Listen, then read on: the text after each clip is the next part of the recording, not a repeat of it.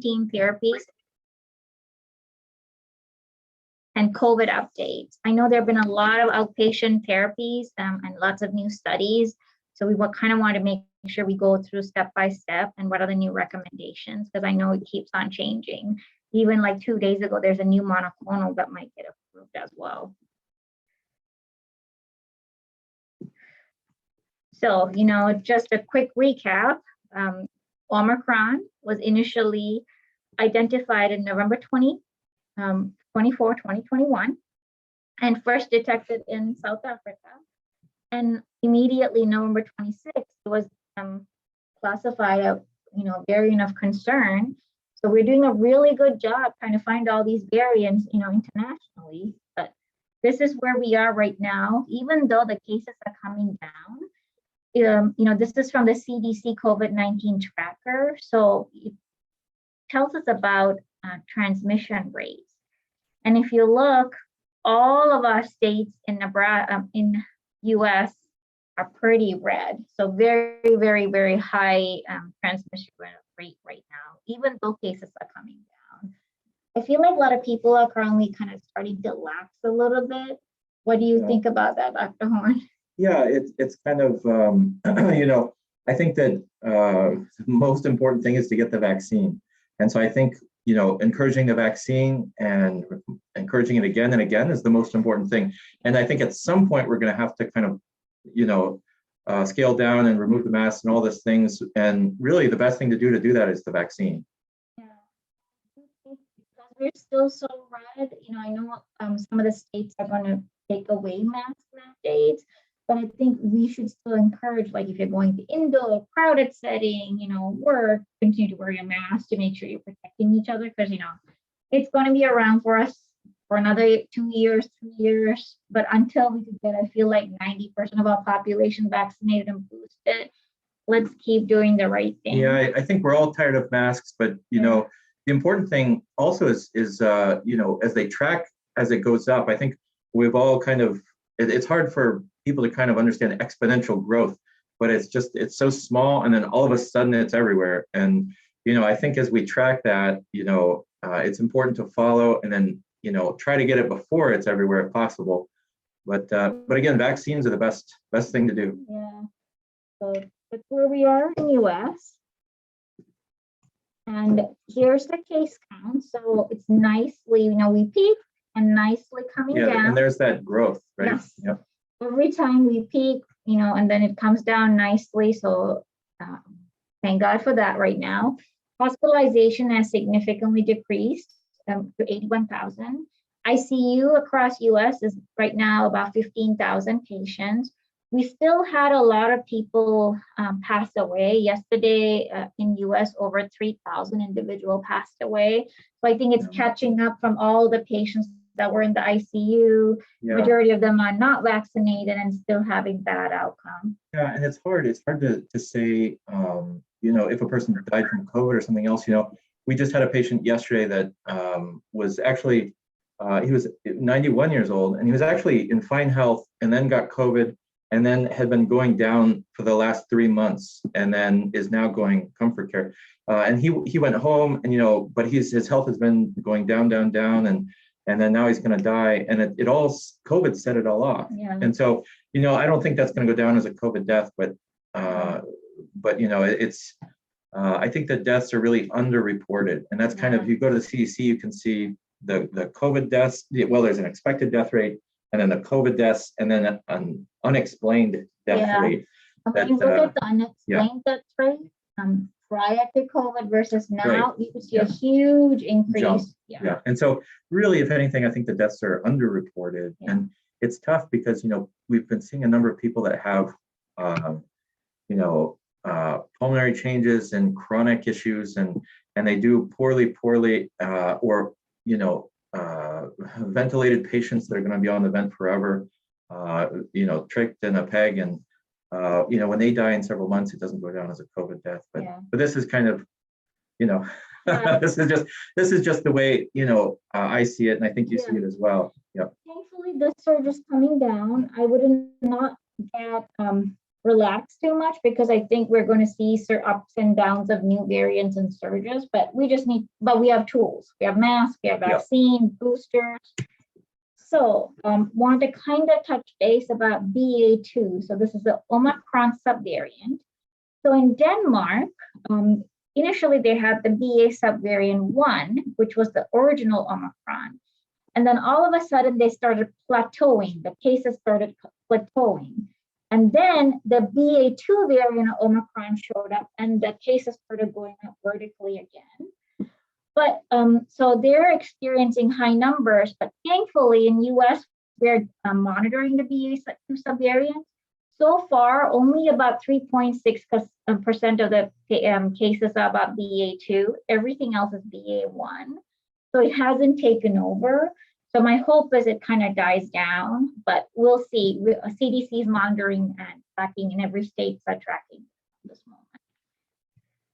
So again, back to what works. So we know what works is vaccines. You know, when Omicron showed up, we were like, you know, does Pfizer and Moderna work?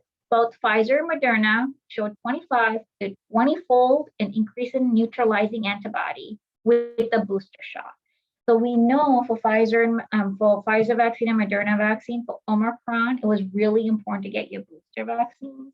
And there's a really nice CDC graph too, which shows boosted patients who are hospitalized just received the primary series and unvaccinated. So definitely booster is very, very, very helpful to prevent hospitalization.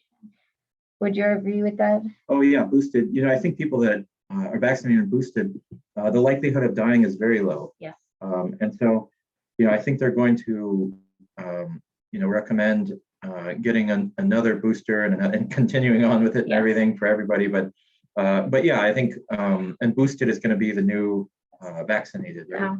Yeah. I know that Moderna and Pfizer are doing a 4th dose study right now, so I'm hoping we'll get some data soon. But that's just for the general public, right? We do have some data on immunocompromised patients.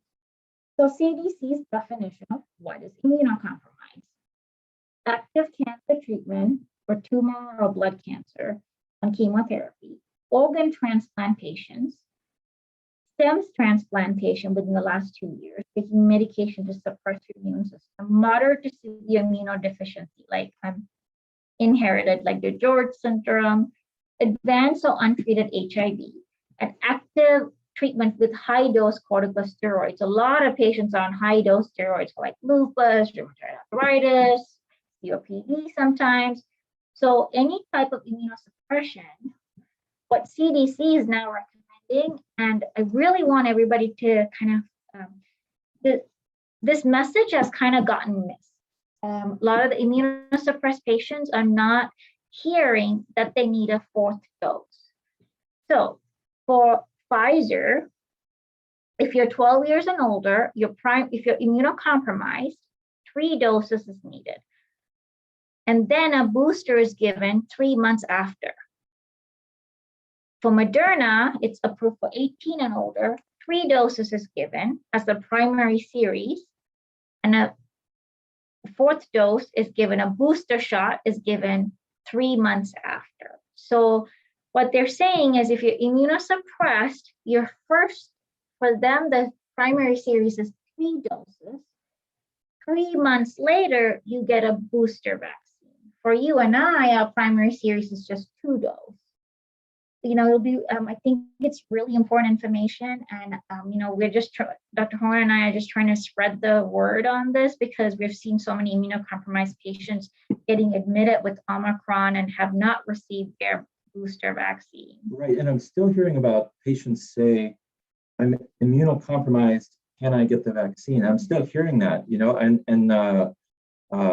you know, they'll say, I was told not to get the vaccine, and I'm not sure if the person actually, like the doctor actually said not to get the vaccine, or they thought it was I'm not sure if they thought it was a live, because it's not a live virus, you know, a live vaccine, or they thought they wouldn't respond to it, but they should still, you know, and I'm not sure why we're still hearing that. It's just kind of misinformation that's out there.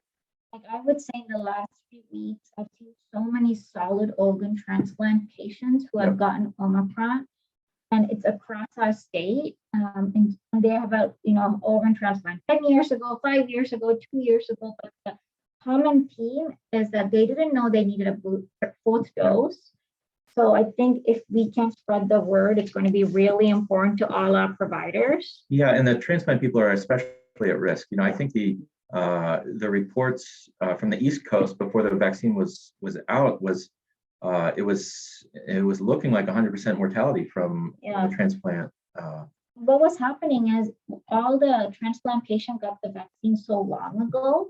They just didn't know that they needed a fourth dose. So, and then a lot of transplant centers follow patients closely if they're newly transplanted. But in our communities, there are patients who have organ transplant, been here for 5 years, 6 years. So we just really have to get this information out to all the providers. Then Omicron, there were some questions about, can a regular PCR test pick it up? There were some tests that were not able to pick up, a couple of tests in the US that were PCR based. But for the most part, thankfully, antigen and PCR tests were effective in detecting it. So here is another medication that is for immunocompromised patients. So we have vaccine for immunocompromised patients, they need fourth dose. Now we come to what else can we do? So some immunocompromised patients, even if you give them 4 doses, they're still getting COVID-19 because they just can't form those antibodies. So Ubeshield is a pre-exposure therapeutic for high-risk group. So what does this mean? It's a SARS-CoV-2 monoclonal antibody. You give it as pre-exposure prophylaxis. It's IM shot, and it lasts for 6 months. And it's very effective for Omicron variant. So if you do that, I have personally done this for many immunocompromised patients, like chemotherapy, solid organ. These patients have been doing well. So on top of their vaccination, we also gave them pre-exposure prophylaxis. Issue with this was it was limited and we didn't have enough supply. But thankfully now I'm finding there's more supply available. Yeah, and the important thing with this, so this isn't for treatment, right? This is pre-exposure. So what kind of people would you give this to for pre-exposure prophylaxis? So when they say, should I get Ubeshield? I would think, like, let's say you have a leukemia patient on chemotherapy. I know you see a lot of solid organ transplant patients. They should get it. HIV/AIDS patients. I know it's limited, so there's tier system, and initially the first tier is really immunosuppressed patients. But what I do think now that we have more and more supply, consider opening, and I know they opened up to tier 2, but also giving it to the organ transplant patient because they're in really high risk. And the other question we get is, since this is a monoclonal antibody, I don't think there are great recommendations for how long to wait, or are there, do you know if before getting a vaccine, usually, like another booster? Usually monoclonal, like 90 days. So get all your boosters done before, if you're going to get pre-exposure prophylaxis, is what I'm thinking. I have to verify that for Ubeshield, but I think it's 90 days. Oh yeah. No, I don't think there was a great for sure recommendation, but I think that's a great thing to do, just to wait, and it should protect a person for a good amount of time. So this works for 6 months. So let's make sure if we have this in our region, in our system, in our hospital, that we're taking advantage and protecting our vulnerable patients. And when sometimes we'll get called and we'll say, the question be, should we give this to the patient? I personally like to err on the side of giving. Yes, me too. Because, I don't want to withhold it from someone that is asking for it, especially. There are some patients that are very with it, and they'll say, I would like to get this. And anybody that really asks for it, that fits the, immunosuppressed patient, I would prefer to give them an err on the side of giving it. I know there's tiered system, but if they fall under those category, making sure they get it. I know it used to be limited supply, but the supplies are getting better, which is amazing. Yeah, I would never get upset if someone gave Yeah. it and then say, I would never get upset and say they shouldn't have gotten it. Yeah. Yeah, that's not what I would do. So, and the other three monoclonals we used to have, I know for Omicron, Regeneron and BAM, it became not effective, reduced neutralizing activity for both. However, that's why sotrovimab is very effective. It still retained really good effectiveness. Hence, during the Omicron variant, we were giving sotrovimab infusions to our patients. Another news about sotrovimab, I know it used to be limited, but we're getting more and more supply now. So again, really good news. I don't know what will happen when we have another variant show up, but right now, I feel very positive. We're getting more and more therapeutics. So we're in a good place. Yeah, I've been surprised at how quickly all of this can come out. And I find it to be, a bit of good news and all the sadness that's been happening is how quickly these things can be produced and, how actually very effective some of them are, right? So I actually find that to be very reassuring in this time. Yeah. So here are some of the what is sotrovimab? It's when they did the study, it was for non-hospitalized patients, it got EUA. And clinical trial, it reduced hospitalization and death by 70 to 85% compared to placebo. That's huge. Yeah, that's huge. Just like BAM and Regeneron for other variants for Delta, sotrovimab is really good. Thankfully, we're getting more supply. So this was the trial that they did. It was called Comet ICE trial, where they enrolled 18 years and older. And they looked at primary endpoint of the study was participants who were hospitalized greater than 24 hours or who died from any cause at day 29.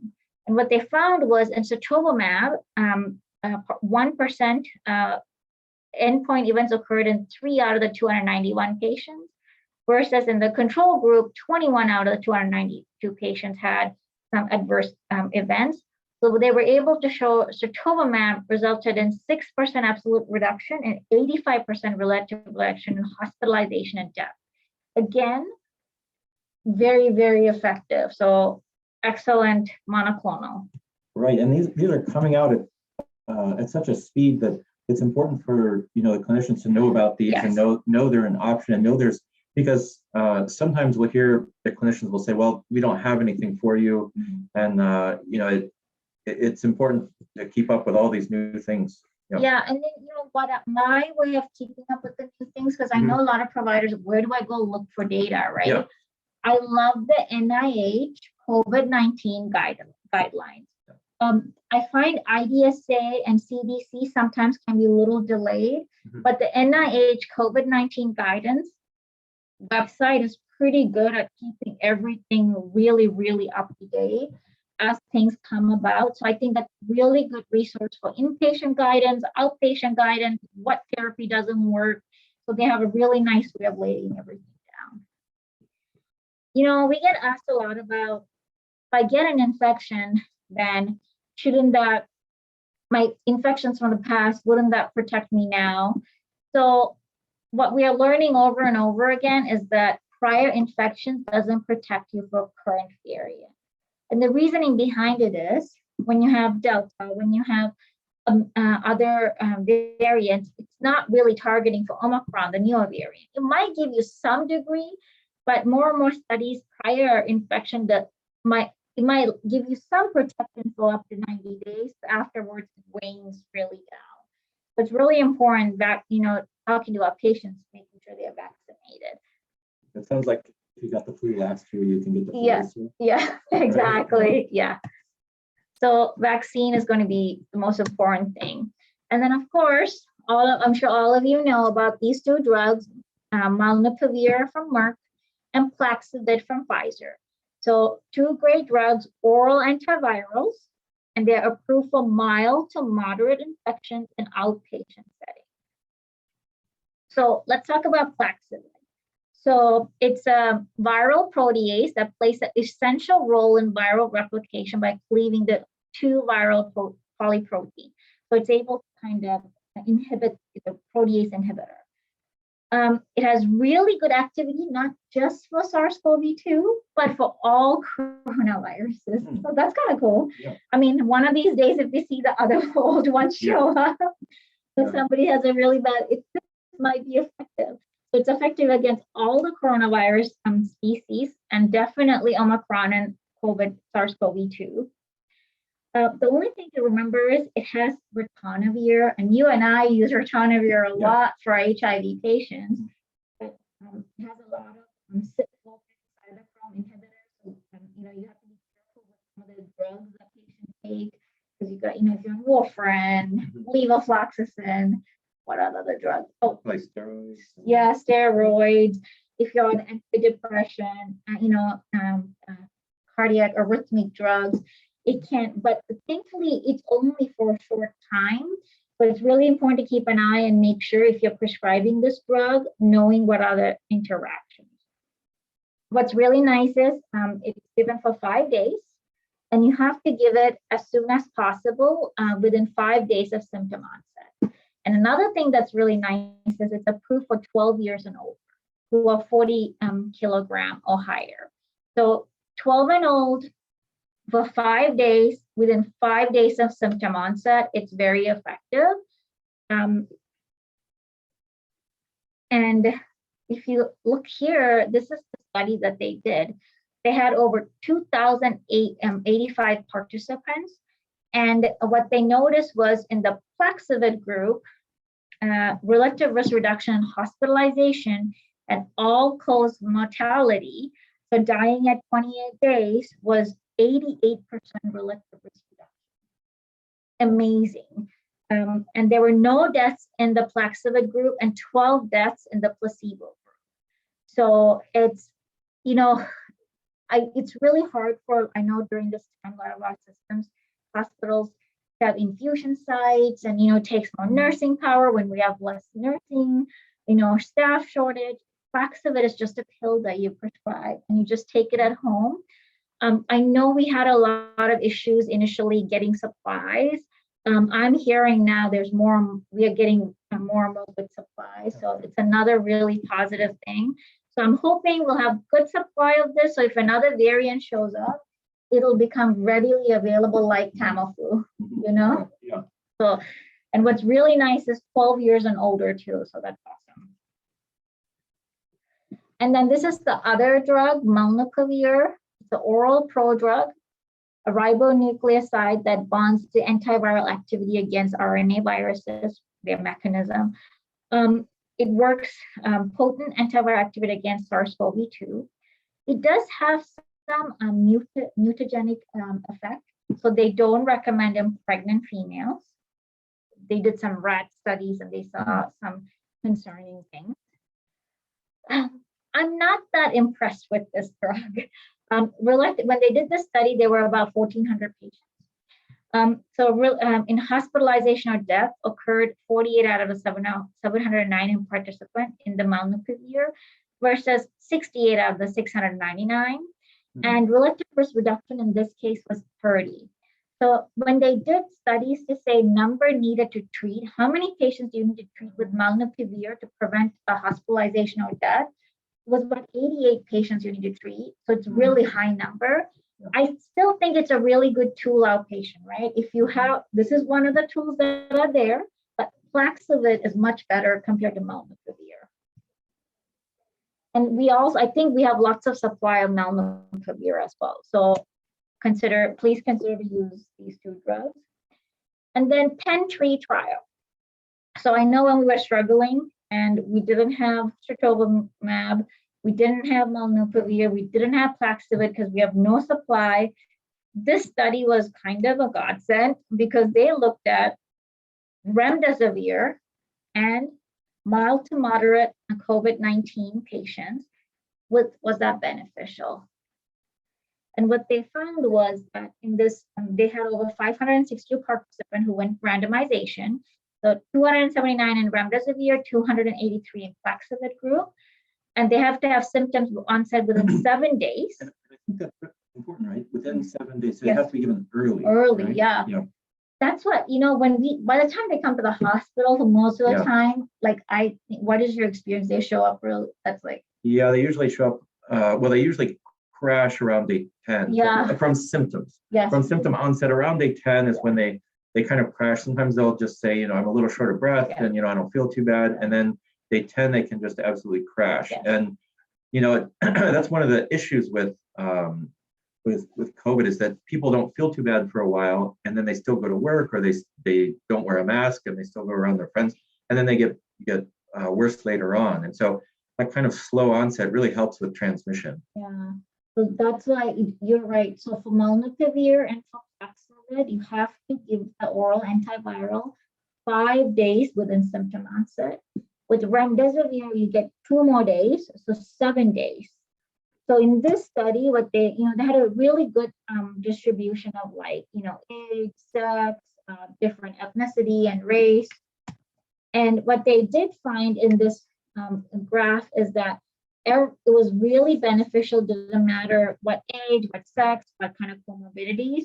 It was better to give remdesivir than not give remdesivir. It favored the group who got remdesivir. And if you look here, this graph is, was COVID-19 related hospitalization or death from any cause. And if you see here, red is remdesivir, so definitely lower mortality. Oh, yeah. Compared to placebo was way, way high. So Yeah. definitely remdesivir had reduction in mortality. And here you go, 4.6% absolute reduction and 87% relative risk reduction in hospitalization or death. So figuring out how to give it, especially outpatient infusion, it's really a kind of a process issue, right? Yeah. It's not just a process issue. I know what we found was like cost. Because it's a fully approved drug, we didn't get it for free. So we were struggling with how do you give it, to our patients who don't have insurance. If a patient has high deductible costs, insurance plan. So I know a lot of the hospitals eventually kind of figured out how to do this. It's a once a day treatment for 3 days. So it was hard, but I know a lot of places figured it out. But it's really another tool in our toolkit, because if anytime something else runs out, we had good supply of this to give. I do know in Nebraska, I worked with one of our senators, and there's a bill going up next Friday, February 25th, for hearing on this to give free drugs to our patients, because a lot of our patients cannot afford to receive remdesivir because of the expenses with it. Oh, wow. And that, that's an issue where people don't want to come to the hospital because they don't want to be bankrupt. Yes, they don't want to go under. Yeah. And generally with giving drugs this early, you're trying to stop viral replication, right? So early it's viral replication, later on it's controlling inflammation and other issues. But, this is very important in giving it to those underserved populations, where they have higher mortality rates and everything. Yeah. It's kind of health disparity, right? Yeah. Like who can afford and who cannot. And I think if we have, now thankfully we have mostriprovimab, Flexavir, so we could use those free drugs, but we don't need to use as much remdesivir anymore. But having it in our back pocket in the future, if we need it again, affordable cost is going to be really important. And here's the tier system. And one more thing, and giving it out to those populations would actually save healthcare, save money overall in the healthcare setting, because those people, if they get more sick and they get intubated, their bill is going to be much higher, and so it may actually save money to give out. Long run, I think will be beneficial for everyone. And it's also the right thing to do. Exactly. We're talking a lot about money, but it's completely the right thing to do. Here's the tier system NIH uses. Tier 1 is immunocompromised individual and unvaccinated individuals at high risk of severe disease, 75 and older, anyone age 65 with additional risk factor. Tier 2, unvaccinated at risk severe disease, not included in Tier 1. Tier 3 is unvaccinated at high risk, greater than 75 and 65 with other issues. And Tier 4 is vaccinated individual. So some places what they did was they were using Tier 1 majority of the drugs were going to tier 1. But then they were also risk stratifying, giving sirtuximab, Flexavir, remdesivir for these 3 tiers. And for tier 4, who are already vaccinated, they were getting molnupiravir. It still has benefit, but, so a lot of places were doing different ways of doing that. This is really exciting. We have another monoclonal in the works. It was just a couple of days ago, it was approved. So more to come. It's called bebtelovimab. Yeah. It's to treat mild to moderate COVID-19 in adults and pediatric patients 12 and older. So more information to come. I just saw the press release and information. I don't think any of the states have it yet. Yeah, sometimes the names are so difficult or similar, and Yes. it's hard to keep them all straight. Yeah. So summary, takeaway today is a full dose booster vaccine for immunocompromised patients. Anything we could do to get that done was going to be really important before another variant shows up. Ubeshield is a monoclonal antibody for immunocompromised patients as pre-exposure prophylaxis. Oral antivirals, we have Flexavir and molnupiravir. Flexavir, 88% hospitalization and reduction in death. Molnupiravir, about 30%. Sirtuximab, monoclonal antibody for treatment of mild to moderate. Again, 88% prevention and hospitalization and death. Remdesivir, 3-day infusion, mild to moderate. Again, close to 88% reduction in hospitalization or death. And again, early on, you don't know if it's going to be moderate or severe. So early on, again, I would rather give it, Yes. because like we were saying, people crash about Yes. day 10 of after symptom Yes. onset. So, early on, you're not sure if it's going to be bad or not. Yeah. And one of the things to remember is, this stratification was sent out by NIH because we didn't have enough resources, right? Oh, so right. Yeah. But now, as in each system, everybody needs to relook at this. If we have enough supply, we don't need to do this anymore. We could just go back to giving it to people who show up. Right. So instead of risk stratifying, now just if you have the supply, give it to the individuals who have mild to moderate infection. Right. If you have the supply, you should give it. Yes. Right. And this was because there was no supply. Yes. Right. In our healthcare system, for sirtuximab, that's what we recently did. We're opening it up, and we're not going to stratify it anymore because we have enough supply. Right. At first, it's just for the high-risk individuals that you want to make sure they get it the most. But yes. So, and then new monoclonal, more data to follow. So that was any questions for us? If you have any questions, you can unmute yourself, or you can just type it in the chat. But I find it's very reassuring. There are a lot of new things, and it's hard to keep it all straight. But I'd rather have it that way than not really have anything. And I know, like in Nebraska, for example, our infection rate was test positive at 26%, and we're down to about 11%. So it's coming down nicely, but you're still going to have patients show up with infection. So we have these tools to be able to help in the outpatient setting. If there isn't any questions, concerns. All right. Well. Any thoughts on treating patients day 1 to 7 after symptoms starting? SSRI, Dex, Medrol, So these are good questions. I know there is some data on for fluvoxamine, which is an SSRI antidepressant. You know how you saw molnupiravir, how it said that I was talking about you need to treat 88 patients to get one benefit. When you look at the fluvoxamine study too, you have to treat a ton of patients, like over 120 patients to get one benefit. So I think right now we have enough drugs and it's becoming available. You can use it, but it's the effectiveness in hospitalization and death is not as good as Flexavir or remdesivir. Dexamethasone, I would not use it in outpatient setting. We are seeing so much fungal infection. Yes. So I think. And this would be, so this question, it looks like it's if they're outpatient, not on oxygen. Yes. Right. Yeah. So inpatient, of course, dexamethasone, but I think we should reserve decks for inpatient when they're on oxygen. Yep. And same with Medrol and azithromycin. I know early on the times it has some anti-inflammatory, but it really didn't show any benefit when it came to COVID-19. NIH kind of has some information on that as well. So out of all of these drugs for outpatient, SSRI might be okay when we don't have any other options, including no molnupiravir. I hope that answered your question, Brent. Okay, great.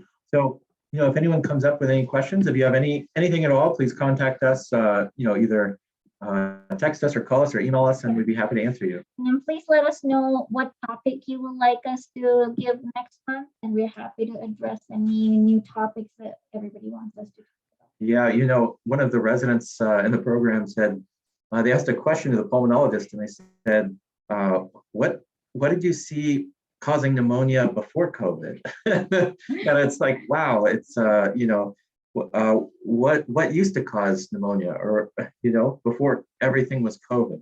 And it kind of puts everything into perspective, as our residents, our internal medicine residents that have been here for the last 2 years have seen so much COVID, but not many other organisms. So we have to come back with a differential. There's this thing called a differential that we have to start to discuss again. There's a question. Some providers leave molnupiravir for the last line behind. You're right, absolutely. So like 88% effectiveness. You have sotrovimab, you have Flexavir, you have remdesivir. So all these three are equally effective. After, if you run out of those three options, then you could go to molnupiravir. And fluoxetine also, oh my God, I'm saying it wrong. The SSRI antidepressant also less than molnupiravir. So that'll be your least favorite one to use. Okay, any other questions, concerns? All right. Thank you. Yep, thank you, everybody.